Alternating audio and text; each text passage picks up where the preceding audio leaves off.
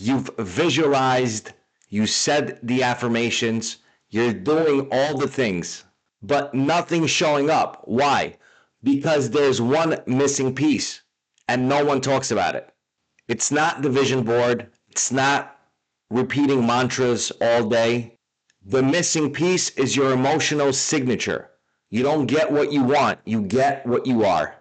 So if your body is still addicted to stress, doubt, or lack, the signal you're broadcasting is it's not here yet. And the universe mirrors back your frequency, keeps giving you more of the same. It's not about wishing harder, it's about feeling different.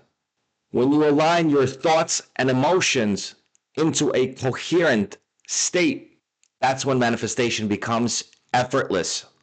So if it's not working, it's not because manifestation isn't real. It's because there's a disconnect between your mind and your energy. Plug back in, feel the future now. The field doesn't lie.